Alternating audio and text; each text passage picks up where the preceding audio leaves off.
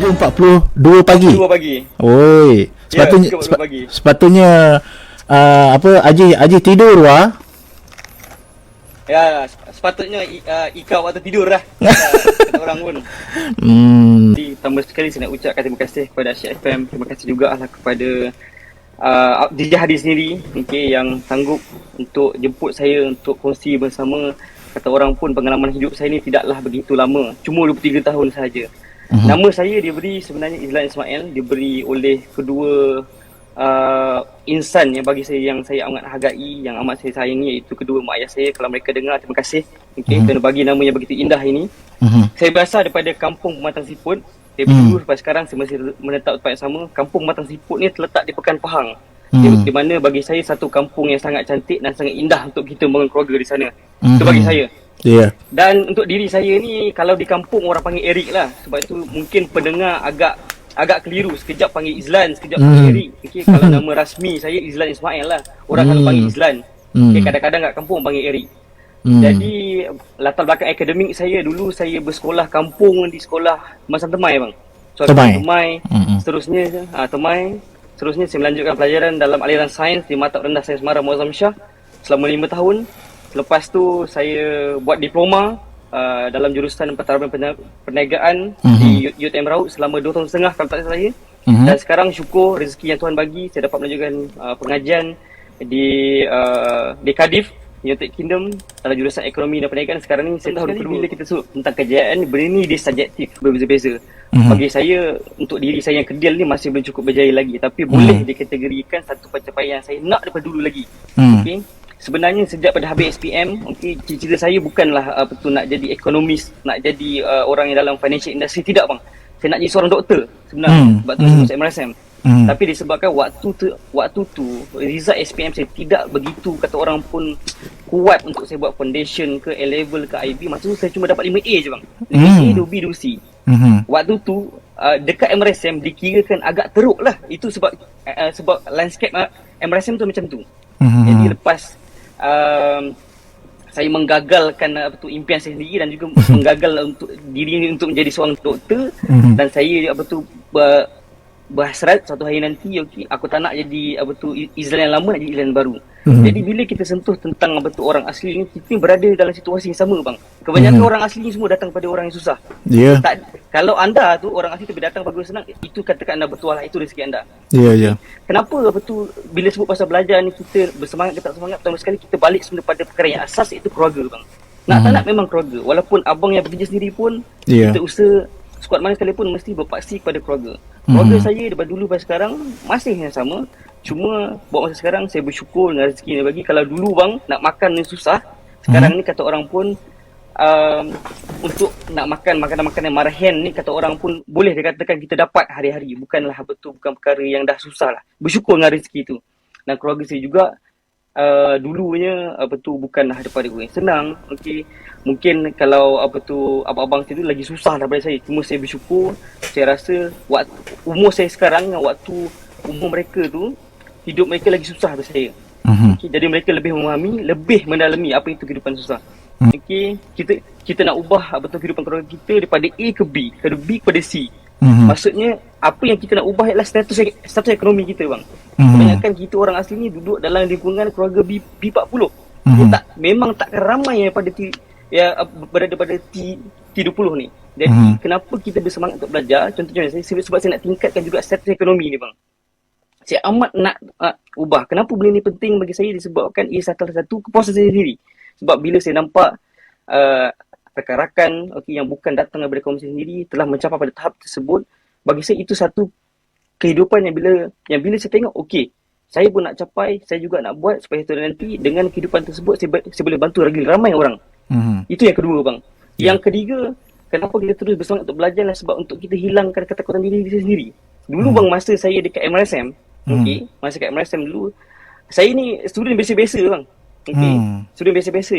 Sebab kata orang pun nak bercakap pun tak boleh, nak bersosial pun tak boleh, apa-apa pun tak boleh. Cuma adalah, kita tak ada teruk sangat, tapi maksudnya pencapaian tu tidak berada pada tahap yang sekarang. Tapi bila saya masuk diploma, saya rasa macam aku tak boleh berada pada tahap yang sama ni. I have to move to another point. Okay, bila sampai diploma, okey, saya cuba masuk persatuan, saya cuba masuk organisasi di mana bila kita masuk organisasi persatuan bang, kerana diorang akan ajar kita ni, mereka akan ajar kita ni macam mana cara untuk bercakap, cara betul nak memimpin dan sebagainya. Dan saya amat bersyukur waktu saya diploma, saya diberikan ruang yang sangat banyak. Okey. Walaupun kita berada di UTM ni, okey, kita tahu demografiknya terdiri daripada masyarakat Melayu. Tapi mereka boleh menerima saya. Oleh itu, saya percaya berupa yang sebelum ni, okey, dalam diri yang kata, ya, aku ni sebenarnya tak boleh pergi ke depan sebabkan aku ni orang asli. Tak tu salah. Sebenarnya itu kita punya tanggapan kita di sini. Bila kita break that barrier, kita langgar tembok tu dan pecah, kita berada di satu situasi yang baru, sebenarnya orang menerima kita saja. Okay. Saya rasa satu pencapaian yang terbesar waktu saya diploma tu adalah di mana saya dipilih menjadi pemimpin di antara mereka. Saya ni dah mayoriti bang. Tapi disebabkan mungkin nilai yang mereka nampak pada kita, mereka beri kepercayaan kepada kita. Walaupun waktu tersebut bukanlah saya seorang saja yang ada, masih ramai lagi, tapi saya bersyukur disebabkan itu mampu memimpin mereka dan mereka ingin saya memimpin mereka. Dan sebab itu saya rasa semangat untuk belajar tu bang tak pernah berhenti sampailah sekarang. Itulah, walaupun jauh dah. Kadang-kadang kalau kita minoriti kan, bila kita pergi sesuatu tempat, contohnya macam adik kita kalau pergi ke asrama pun cukup lah, kita seorang je. Kalau contoh masuk MRSM macam Eric masuk MRSM kan, seorang aja yang ada kat situ orang asli, contoh lah. Memang kita rasa mati kutu. Macam tu lah contohnya lah. Tapi boleh apa yang Eric lalui semasa di MRSM lah yang banyak merubah lah ya. Bagaimana Eric rasa macam tu daripada MRSM ke ataupun daripada sekolah rendah ke macam mana? Secara lagi tepatnya saya katakan perubahan diri saya ni bermula banyak dekat waktu diploma bang. Diploma? Mana waktu diploma ni waktu diploma tu orang kata satu turning point tu saya buat dekat MRSM tu, sebab saya pilih untuk jadi orang biasa bang. Bila beri ruang untuk pergi ke depan, saya tak nak. Untuk jadi pemimpin antara mereka, saya tak nak kan. Sebab waktu tu ada satu sikap, iaitu sikap malu ni bang. Sikap malu, sikap takut. Sebab tu kita bila berada dalam zone yang di mana yang seperti takut, tak berani, sebab tu kita tak akan berubah. Tapi bila diploma, saya beritahu ke diri saya, I have to change. Kalau tak, aku akan jadi orang yang sama. Kalau saya tak berubah bang, saya tak rasa yang saya akan sampai ke sini bang. Iyalah. Itu yang pertama.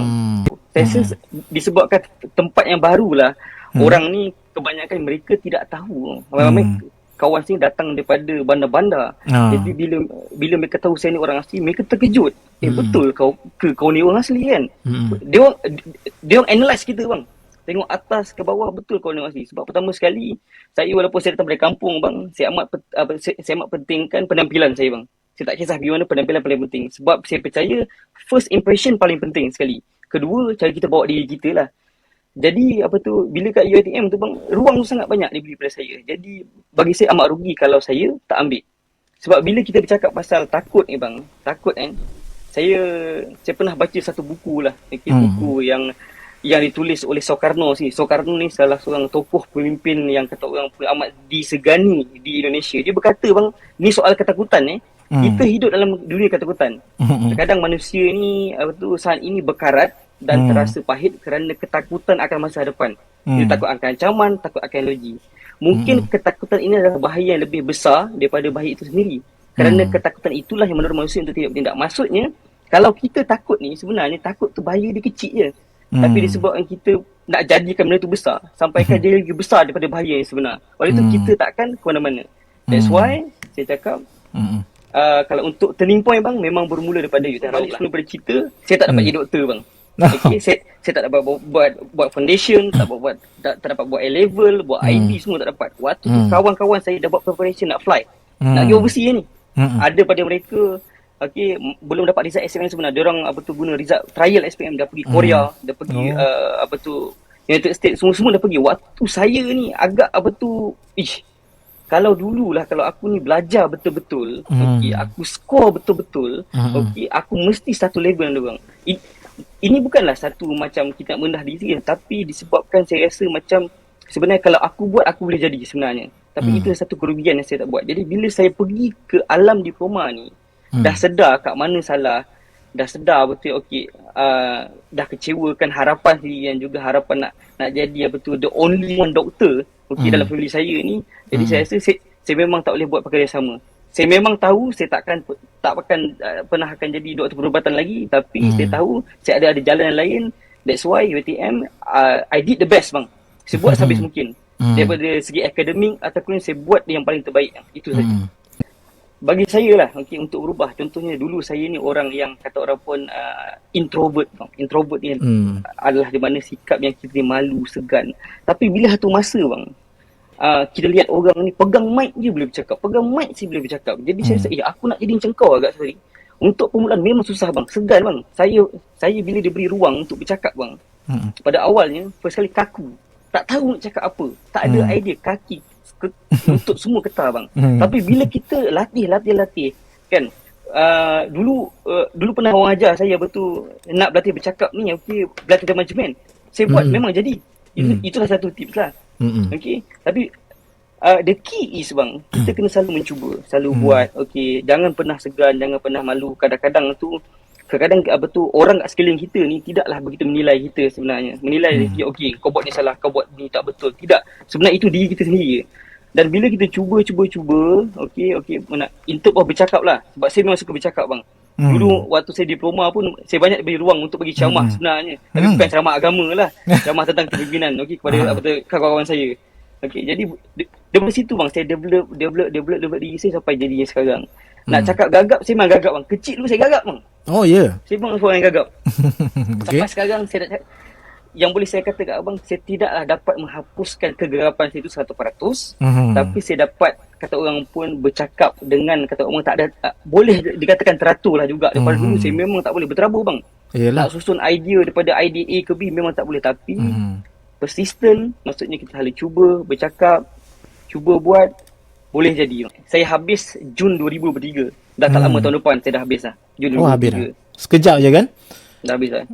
Sekejap lah. Dekat sini sekejap lah. Untuk tempoh pengajian ijazah cuma mengambil masa 3 tahun saja. Untuk saya punya jurusan. Di UK 8 jam beza kan? Buat masa sekarang 8 jam. Untuk perbezaan jam ni, buat masa sekarang ni 8 jam lah. Tapi bila dia masuk musim panas ni, dia akan jadi 7 jam. Itu kenapa saya pun tak tahulah. Cuma kalau untuk waktu musim sejuk ni, waktu malam dia panjang. Contoh dalam pukul 3 petang dah gelap. And then kalau waktu summer ni musim panas tak. Kalau summer dia terbalik. Waktu siang ni panjang. Contoh pukul 9 malam baru gelap.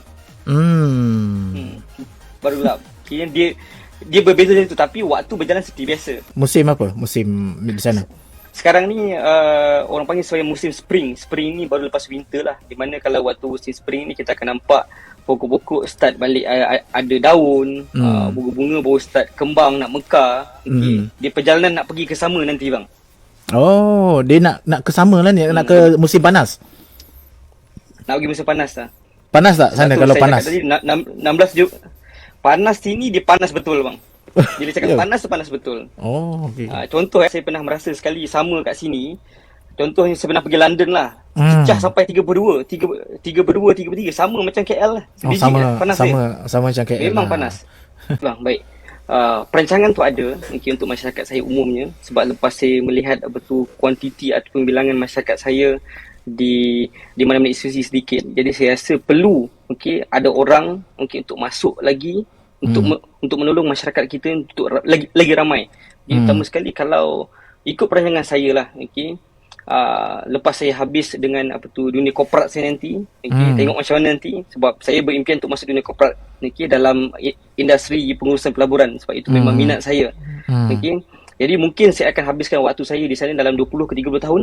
Dan selepas tu saya berhasrat, berimpian bang untuk buka perniagaan sendiri. Kenapa nak buka perniagaan sendiri? Sebab saya percaya melalui perniagaan sendiri ini saya mampu untuk buka lagi ramai peluang pekerjaan. Banyak peluang pekerjaan. Jadi, dan sudah tentunya pekerja-pekerja ni, talent-talent ni saya akan serap ambil daripada masyarakat saya sendiri. Dan sekiranya perniagaan ni bagus, berjaya, saya ada impian lagi satu bang, saya nak buka yayasan saya sendiri. Yayasan di mana yayasan saya ni, di mana yayasan ini saya nak letak nama mak ayah saya sendiri lah, iaitu Azizah Ismail. Sebab saya memang sayang mereka. Okay, saya letak di mana yang yayasan ini fokus dia adalah lebih kepada community development. Di mana kat sini saya nak jadikan salah satu pusat latihan kepada anak orang asli dari segi pelbagai aspek. Terutama sekali dari segi bidang kepimpinan, akademik dan sebagainya. Sebab saya nampak ilmu-ilmu seperti ini amat penting untuk kita lepas. Sekarang ni bang, dunia sekarang, kita pandai atas kertas je tak boleh dah. Betul. Itu memang tak boleh. Dia dah berbeza daripada zaman 70-an, 80-an. Dia sangat berbeza. Sekarang ini orang melihat daripada aspek yang berbeza, iaitu nak melihat kita ni betul boleh bercakap ke tidak, boleh bekerja secara komunitas ataupun dan sebagainya. Skill-skill lain yang amat penting. Itulah perancangan saya sekarang untuk masyarakat orang saya. Dan saya harap impian ini tercapai satu hari nanti. Cuma untuk pesan akhir ni berkenaan dengan kita belajar dalam negara ke dalam negara ke, tempat ni bagi saya bang, dia tidak mencerminkan apa-apa. Dia mencerminkan juga, tapi yang paling penting bagaimana kita nak membawa diri kita pada satu tempat tu. Ada orang dekat sini study Harvard, study Cambridge, tapi at the end of the day, you tak jadi apa-apa. Disebabkan diri you tak tahu macam mana nak bawa diri you. Walaupun ada kawan saya, contoh sekarang ni yang belajar di UiTM, mungkin sahabat-sahabat saya lama, jadi lebih berjaya. Walaupun bukan satu tempat yang megah. Oleh itu, titik dia bang, yang paling penting adalah bagaimana kita membawa diri kita pada tempat tu. Tak kisahlah apa tu kita ni dekat mana, dekat UK ke, dekat Malaysia, dekat mana. Yang penting diri you bawa diri you macam mana. Jadi sebagai nasihat bagi saya, untuk saya mengulang balik apa yang saya cakap tadi, sekarang ini dunia yang sangat pantas bang, berubah bang. Okay, kalau dulu, kalau kita nak dengar radio, kita dengar dekat radio yang fizikal. Okay, barangkali sekarang ni kita dah dengar kat apps. Kan? Nampak perubahan tu. Kalau kita mengamati perubahan tersebut, kita dari segi sudut ekonomi kita akan nampak, okey, pembuat-pembuat radio dah tak ada. Pembuat-pembuat developer apps akan naik. Di situ peluang pekerjaan bagi orang yang buat radio takkan ada. Benda ni dia selaras dengan diri kita. Kita kena berubah dengan perubahan teknologi. Apa yang saya nampak kat sini bang? Okay. Contoh saya kat sini saya tak pernah pakai cash bang. Tak pernah Kami tak pernah pakai cash kat sini. Tak pernah. Kita semua pakai kad. Memang kata orang cashless society memang ada. Bila pakai cash tu rasa abang rasa rimas tau, sebab abang dah biasa dah. Okay.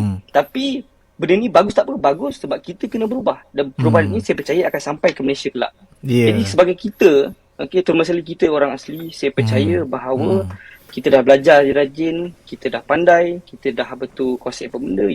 Yang penting mesti technical skill, soft skill kena kuatkan. Okay. Sekarang ni saya jumpa mana-mana employer sekali pun, contoh kat sini, student kat sini sendiri kan.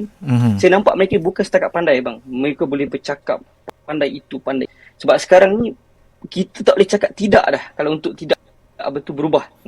Kita dah memang tak boleh cakap tidak dah. Kenapa aku tak boleh jadi macam ni? Kena juga sebab sekarang ni dalam dunia pace ni sangat laju bang. Saya percaya walaupun saya berada di sini, kadang-kadang saya rasa keterbelakang dengan kawan-kawan saya yang lokal ni masuk orang putih kat sini kan. Sebab mereka ini bukan setakat pandai bercakap, pandai belajar, tapi dari segi teknikal bang, dari segi contoh macam penggunaan macam software sebagai mereka pandai. Saya rasa sebab itulah mereka ini dalam kategori negara yang membangun. Sebab benda itu dah jadi satu proses yang penting. Proses yang selari dengan mereka. Itu yang pertama. Yang kedua, tak kisahlah betul kepada student ke yang dah bekerja ke tak bekerja. Jangan jadikan latar belakang kita sebagai penghalang untuk kita berjaya. Itu paling penting sekali. Sebab dulu saya kat situ bang. Saya rasa macam aku ni orang asli dah, macam mana aku nak berjaya? Macam-macam fikir dalam kepala ni macam-macam nak jadi penghalang tu semua. Tapi jangan jadikan itu penghalang. Ingat sebab kejayaan ni Tuhan bagi sama rata kat kita. You usaha, you dapat. You tak usaha, you tak dapat. Itu yang penting. Dengar tu kawan-kawan yang dengar. Teruskan. Yang ketiga. Bagi saya, yang ketiga pula tu, bila kita buat sesuatu, buat betul-betul, buat sampai habis.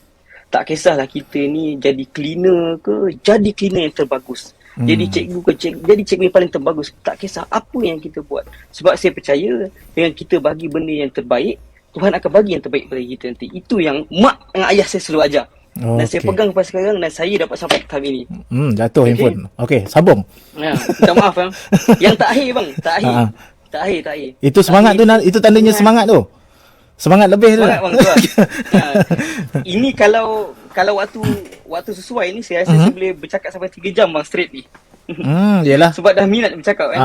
Betul. Ingat kita ni orang asli.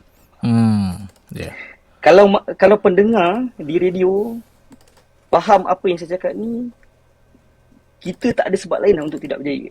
Sebab kita ni orang asli. Sebab kata orang putih pun, by hook or by crook, you have to cheat. Okay. Kalau kita tengok senarai orang terkaya di Malaysia, nombor 1 dari 10, tak ada orang kita. Adalah Cina, ada orang India, ada orang Melayu. Tapi di manakah kedudukan kita? Okay. Sebab itu, nak tak nak, memang kita kena ingat kita orang asli. Kita kena berjaya. Tak kisah apa bidang memang. You nak jadi chef yang terbaik, jadi chef yang terbaik. Nak jadi ahli sukan, jadi. Sebab kejayaan ni, macam saya kata tadi, maksud dia subjektif. Okay? Berbeza-beza. Tapi apa yang saya nak tekankan, ingat, apa kita buat, kita kena jadi yang terbaik sebab kita orang asli bang. Nak tak nak, kita kena berubah. Saya kadang-kadang kalau saya tipulah bang, tak pernah rasa malas nak belajar kan. Sebab sampai sini kadang-kadang benda susah sangat. Kadang macam, payahlah, susah lah. Tapi ingat balik mak ayah, tapi lepas tu ingat balik kita ni orang asli. Kita kena berubah. Okay.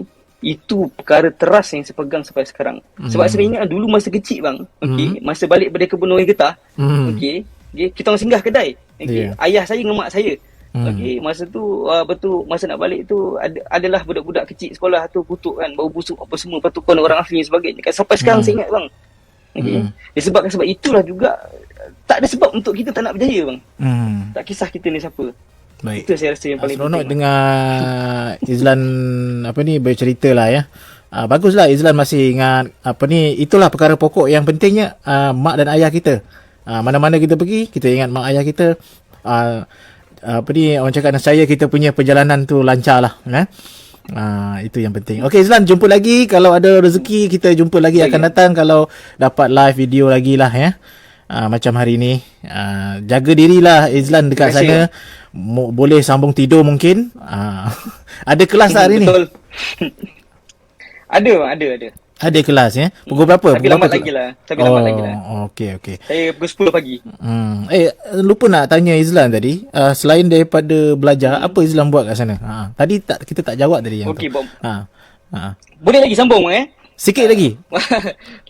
Sikit lagi boleh Okey, buat saya sekarang saya aktif lah bang dalam persatuan mahasiswa kat sini. Contohnya saya sekarang dilantik sebagai Director of Communication ataupun kultur penerangan untuk satu organisasi yang dipanggil sebagai Badan Perumahan Negara, di mana dia merupakan salah satu organisasi yang berteraskan tempat untuk mahasiswa-mahasiswa yang di UK ni, terutama sekali Malaysian, untuk bertukar pandangan, untuk berdiskusi pelbagai isu ekonomi menjadi teras utama, sehari hidup dan sebagainya.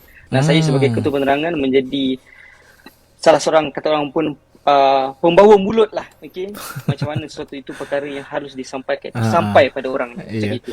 Tahniah Izlan, itu antara aktiviti sampingan Izlan di UK lah. Jadi ketua penerangan mungkin akan datang, manalah tahu jadi Menteri Komunikasi dan Multimedia Malaysia. Apa salah ya bercerita-cerita kan? Tak salah bang. Betul. Jumpa lagi Izlan, jaga diri baik-baik ya. Terima kasih bang. Terima kasih FM. Bye bye. Terima kasih Izlan ya. Itu dia Izlan.